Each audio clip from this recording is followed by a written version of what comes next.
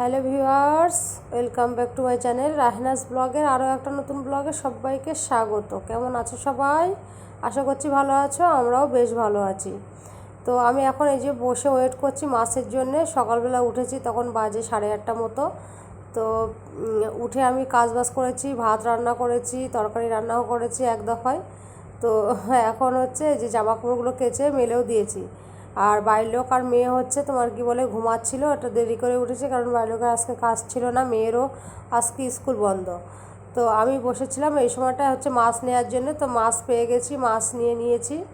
তো রান্না করব হচ্ছে শুধু পেঁপে চচ্চড়ি আর মাছ সকালে রান্না করে নিয়েছি, কারণ মেয়ের দুপুর 2:30টার সময় পড়া আছে। তো সেই কারণে একটু তাড়াতাড়ি করছি। তো মাছগুলো কেটে ধুয়ে বেছে কেটে নিয়ে তারপরে হচ্ছে এই যে ভাজা করে নিয়েছি। রান্না হবে ওই টমেটো পেঁয়াজ দিয়ে আইলা মাছের কষা করবো। আর খানিকটা এই যে মাছগুলো সব ভাজা হয়ে গেছে, খানিকটা হচ্ছে রেখে দিয়েছি। তো মশলা যা হচ্ছে দেওয়ার, গুঁড়ো মশলা, ধনে জিরে গুঁড়ো, একটু হলুদ গুঁড়ো আর আদা রসুন একটু দিয়ে, টমেটো পেঁয়াজ তো এর আগেই দিয়ে ভালো করে নুন দিয়ে সব মশলা টশলা দিয়ে ভালো করে কষিয়ে তেল ছেড়ে দিয়েছে। তো দেখো সেই শাক দিয়ে মাছ ঢাকা মতো করে আমি হচ্ছে টমেটো পেঁয়াজটা মাছ দিয়ে ঢেকে দিয়েছি। তো 1 মিনিট মতো ভালো করে কষিয়ে নিয়ে অল্প করে ঝোলের জন্য পানি দিয়ে দেবো। তো ভিডিও ভালো লাগলে অবশ্যই আমার চ্যানেলকে সাবস্ক্রাইব করবে, আর ফেসবুক পেজ থেকে যদি দেখে থাকো পেজটাকে সবাই ফলো করে পাশে থাকবে। দেখতে পাচ্ছ পানি দিয়েছি, ফুটে উঠেছে পানিটা খুব সুন্দর। তো এর ভিতরে সবাই উঠে গেছে, আর সকালবেলা কম বেশি করে খাওয়া দাওয়া হয়ে গেছে। তো সবাই দেরি করে উঠেছে, কলা টলা যা ছিল একটু অর্ধেক সবাই খেয়েছে। তো আমিও হচ্ছে এই যে সবার গোসল টোসল করে খেতে চলে এসেছি।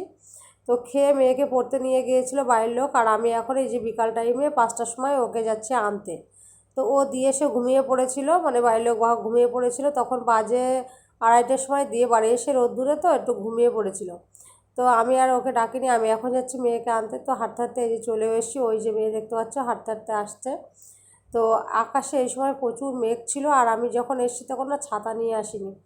আর একটপ দেখলাম বৃষ্টি পড়ছিল। তো ভাবছিলাম যে বাড়ি পর্যন্ত যেতে পারবো কি না। তো মেয়ের কাছে একটা ছাতা আছে, দেখলাম যে না ওই পর্যন্তই। তো পরে রাতে কিন্তু বৃষ্টি এসেছিলো। তো যাই হোক, এখন এই যে চলো হাঁটতে হাঁটতে বাড়ির দিকে যাই।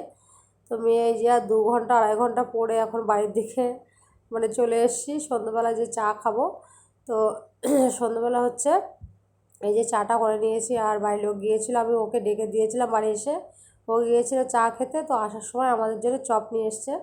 তো আজকের ব্লগ এই পর্যন্ত, দেখা হবে নতুন ভিডিওতে, বাই।